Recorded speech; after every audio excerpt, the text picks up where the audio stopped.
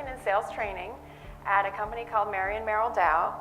Mary and Merrill Dow was quite, I think, in retrospect, it was, there was more men, let's just put it that way, than women in senior roles. It was probably more male dominated than many of the companies, and certainly the company that I work for today.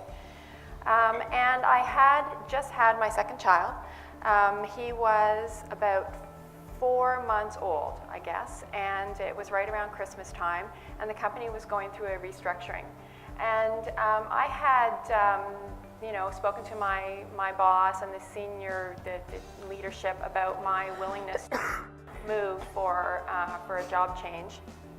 And there was a position open in Ottawa for a sales manager's position, which I believe that they thought that I did want that position. I hope you're following me. And anyway, so I guess what happened was, so I was on mat leave, and the phone rang, and it was, so I was 4 months into my mat leave, and the phone rang, and my boss was asking me if I was interested in moving to Ottawa for this position. And he sort of offered it, you know, very tentatively.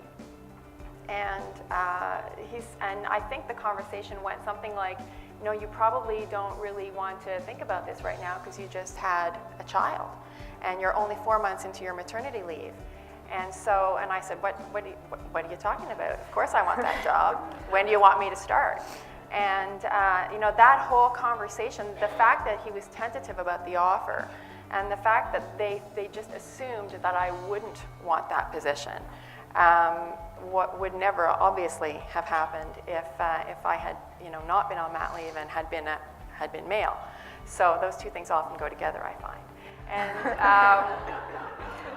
so that's my story. I think the lesson there is, now I'm recalling again of what Sheryl Sandberg said. So I have recently watched the Sheryl Sandberg TED Talk.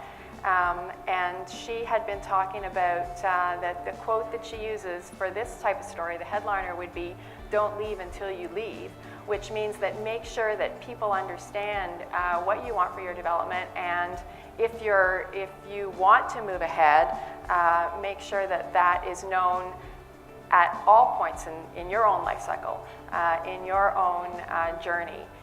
Including when you're working, when you're not working, when you're pregnant, when you're not pregnant. And all of these things, I think it's sometimes unfortunate that we have to think of those things as women, but it is true. And in that manner, you need to be overt with what it is that you want in your career.